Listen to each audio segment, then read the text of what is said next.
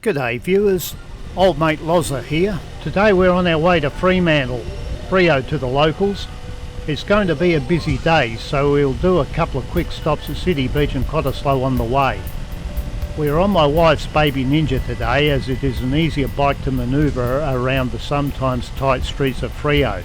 We are currently still on West Coast Highway heading south.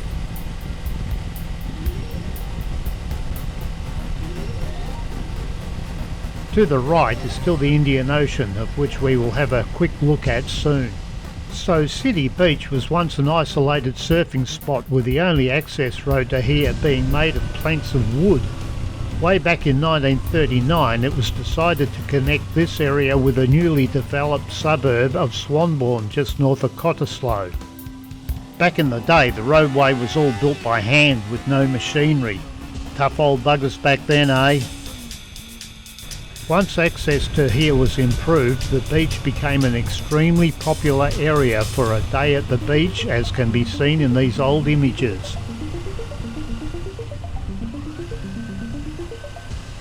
The old beach building looked like she was a pretty classy joint back in the 40s.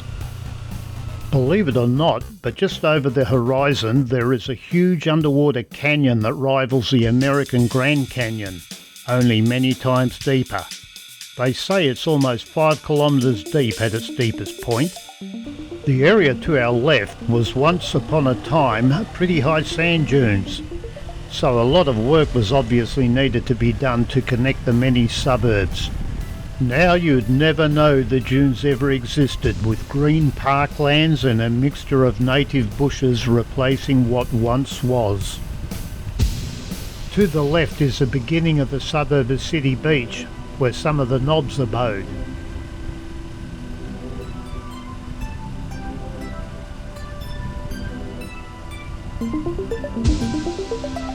It's not uncommon to see helicopters overhead patrolling the beaches of Perth on the lookout for sharks that occasionally visit these areas.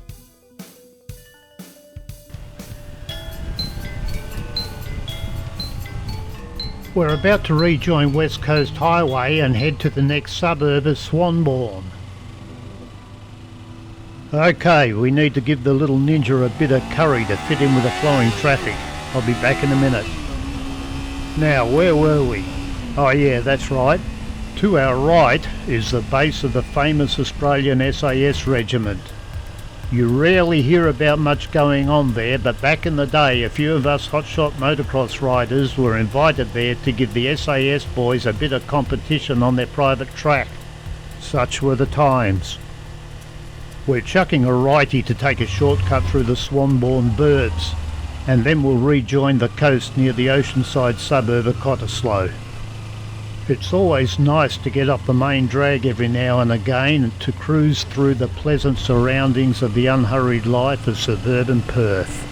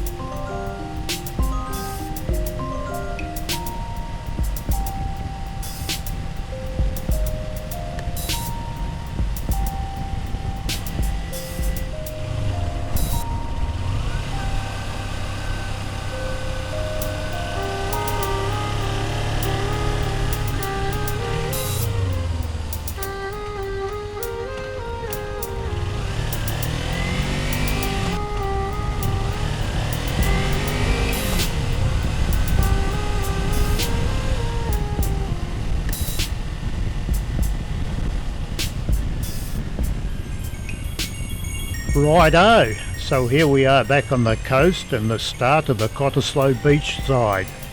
I hope you enjoyed our little tiki tour through the birds. For me it's always quite relaxing. You know, a lot of people here in Perth make a big deal about Cottesloe and its beach, but to be honest, in my personal opinion, the joint has never really been that flash. It seems every time someone suggests a few improvements, the locals go wild and seem to oppose almost everything. It's like the Scarborough Beach redevelopment all over again. The only difference is that at least it does happen in Scarborough. Never seems to happen down here though.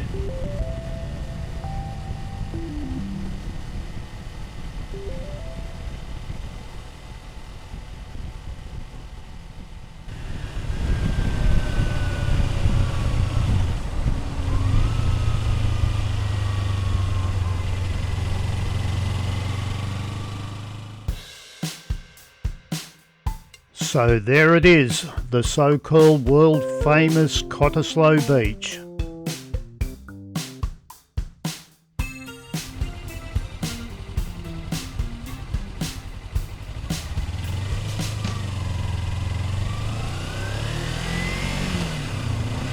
Okay, let's head to Freo.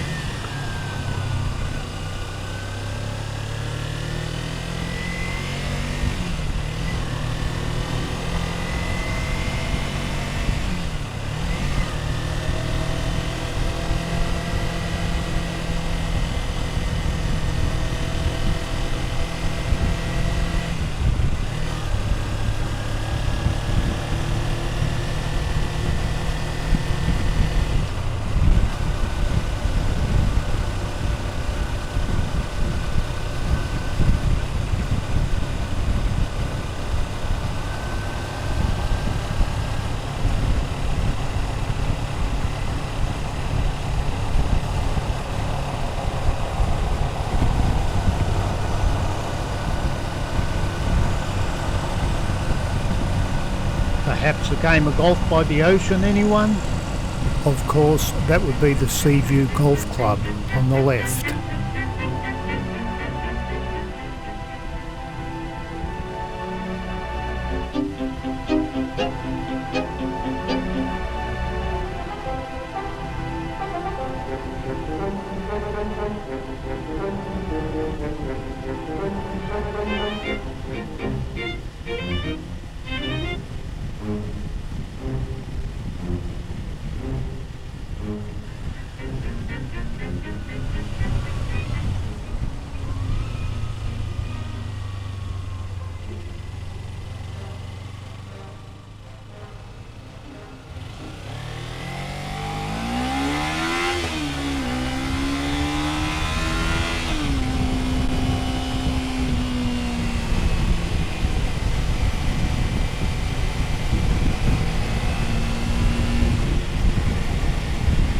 There's another beach over there to the right by the name of Port Beach. It's just north of Freo. There's one thing you're not short of in Perth, and that's sandy beaches.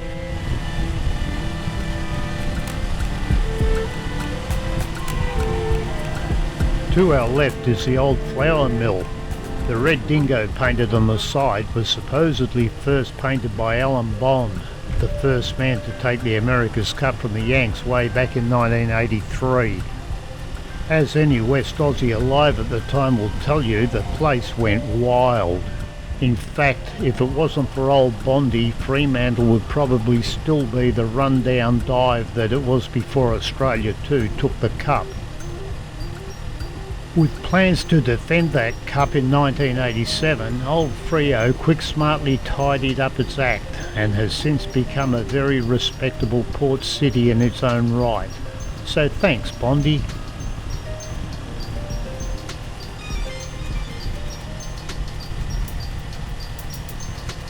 In the distance we can see the northern portside cranes coming into view, so not far to go now.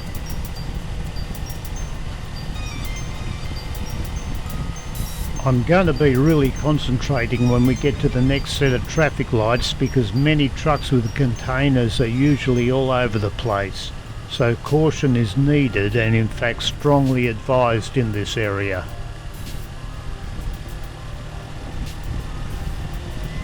Ooh, it's looking like we're going to get a good run.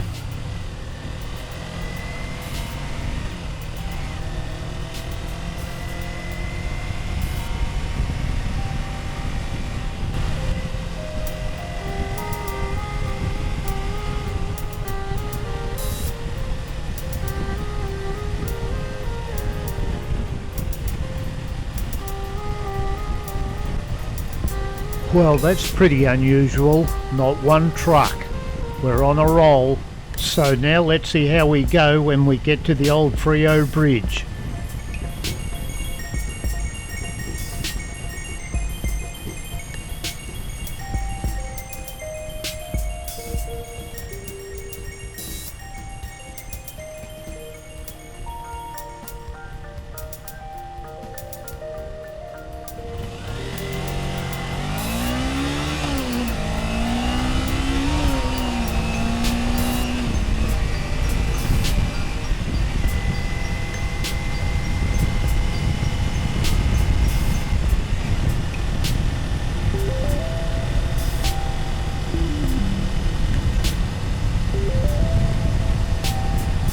Well, okay, I'm about to cross the old Fremantle Bridge for the last time. She's been here for a long time, but now the old girl will be gone forever. Opened in 1939, she replaced the original bridge that was constructed by convicts between 1863 and 1867. A funny fact about this current bridge: when opened in December 1939, she was to be a temporary structure to last 5 years. I guess the old girl did pretty well to last just short of 100 years.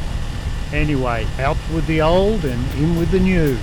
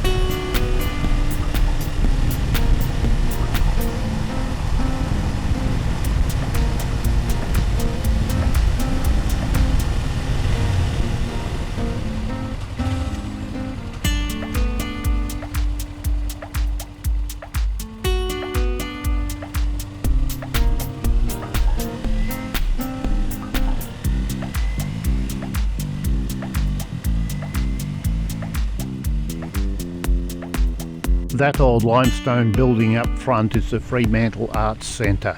It's a very interesting old building, being built by convicts in the 1860s to be used as, of all things, a lunatic asylum.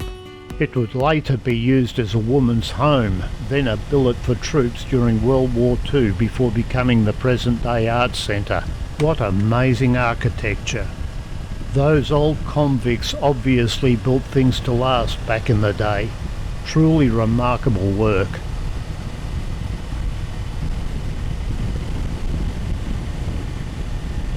When in Fremantle, you don't have to look too far to see its ever-present historical past. One thing you notice about all the old buildings is the fact that there sure must have been a shitload of limestone available back in the day. There are also a lot of buildings featuring sandstone facades. I always wonder where the sandstone came from. It turns out that it was all imported from a little place named Donnybrook, about 200 kilometres south of Perth.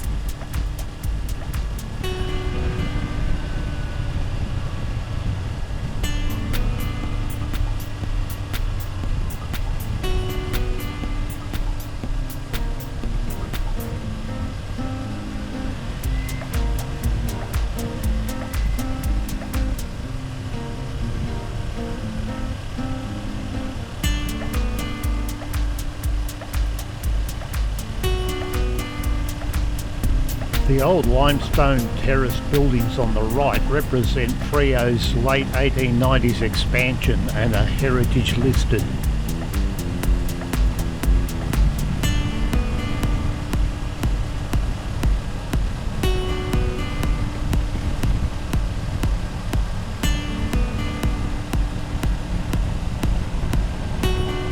To the left is the South Fremantle Footy Oval. Bet there's been a few disagreements and beers sunk in there over the years. You know what footy fans are like all over the world.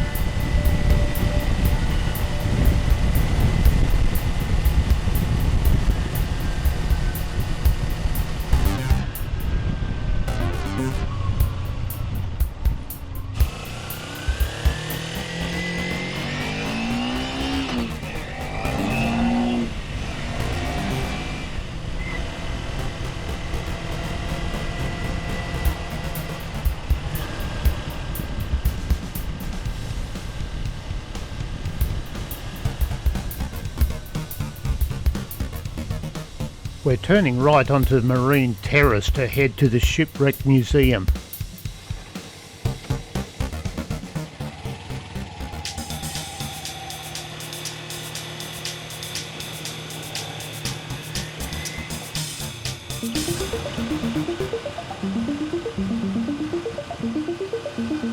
The large white building up front is the Esplanade Hotel.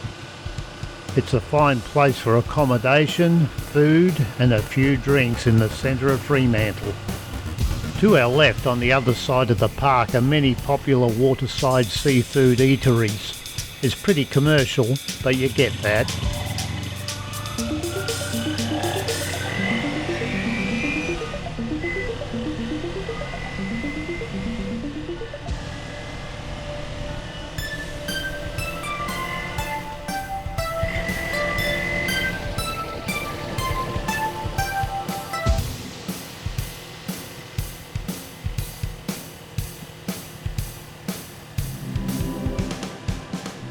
The old courthouse to the right.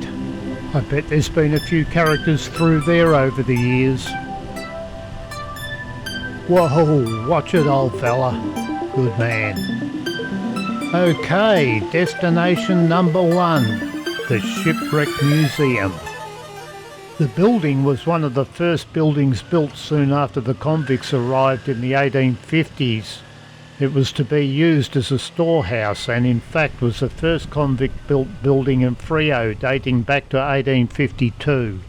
Old Grandma there claiming a stake to the disabled parking spot for old Grandpop to pull in. Pity help anybody who decides to pull in there without old Grandma's approval. Could get ugly. The Fremantle Shipwreck Museum is a world-renowned centre for maritime archaeology, and really is a must-visit highlight to your adventures in Fremantle. Admittance is free, however a small donation would be much appreciated. These amazing remains of the Batavia illustrate just how huge this wooden ship was. The illustration indicates the remaining section of the ship. I'm not going to bang on about the horrific story of the Batavia shipwreck, so if you want, there are many YouTube videos that explain the full fate of those poor souls who lived through the nightmare. The ship's ballast was to be the new entrance into the settlement of Batavia. However, fate would find its home right here in Fremantle. This poor soul was just one of the many victims of the absolute terror that took place on that small, isolated coral island far from the known world. Not only are there the remains of the Batavia, but many other items from so many generally unknown shipwrecks found on the West Australian coastline. Do you recall me telling you about old mate William de Vlaming wandering around the west coast in part 1? Well, by extraordinary chance, he was about 900 kilometres north of Perth when he landed on an island near Shark Bay. What would the odds be back then when he stumbled across a pewter plate nailed to a post by none other than Dirk Hartog way back in 1616? De Vlaming removed Hartog's plate and replaced it with his very own in 1697. This is a De Vlaming very plate, now preserved forever in the Fremantle Shipwreck Museum. Just extraordinary. Righto, on to the next fascinating part of Freo's history. This time we look back to the very beginning of this settlement.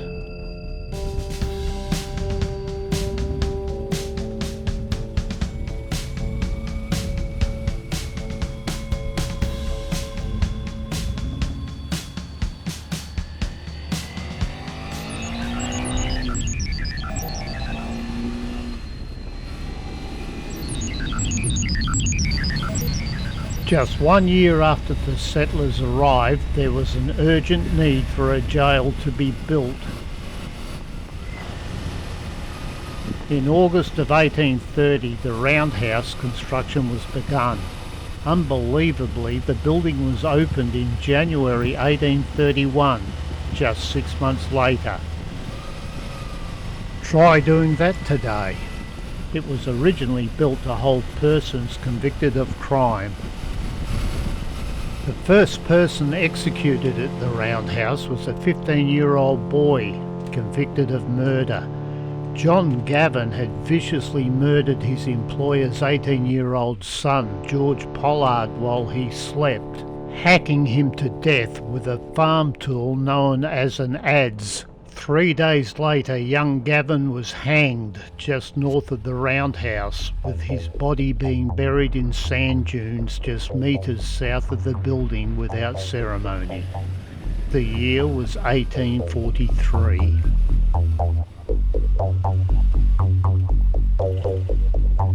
We'll now head to the harbour, where I'll explain a little history of this famous port. You see, when the first settlers arrived here, the Swan River mouth was blocked by a sandbank. This sandbank caused a lot of problems, as access to the river was full of accidents when trying to get ashore. It wasn't until the late 1800s that a brilliant engineer by the name of C.Y. O'Connor proposed to build the harbour. Most experts thought it improbable. However, work started in 1882 by removing a limestone bar and the sandbank at the river's mouth. The opening up of the harbour saw the first steamer enter the port in 1897. O'Connor would famously build the Goldfields Pipeline whilst being Engineer-in-Chief and Acting General Manager of the West Australian Railways. Sadly, due to constant criticism, O'Connor would ride his horse to the ocean's edge and shoot himself. The first Australian military contingent would leave here in 1900. Its destination? The Boer War. Within a decade or so, it was once again Fremantle where another generation of Aussies would leave here again, this time to World War I. By the 1940s it was on again. Not many people know this, but Fremantle was the second largest US submarine base in the world, second only to Pearl Harbor. Not only were there US subs here, but there were also large contingents of British and Dutch submarines based here as well.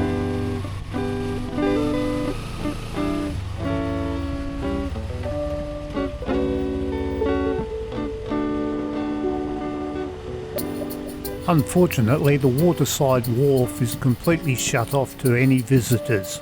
Bit of a shame really, because it's always nice to see what's going on the waterside. Over the years, Old Freo has undergone many changes.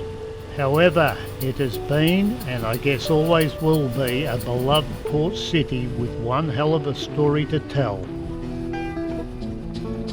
If you are lucky enough to visit the grand old town, you must pull up a seat in one of the many cafes and reflect on past times. It really is a marvellous place. So that's it for part 2 in this series. Next, in part 3, join me as we take a ride along the southern bank of the beautiful Swan River.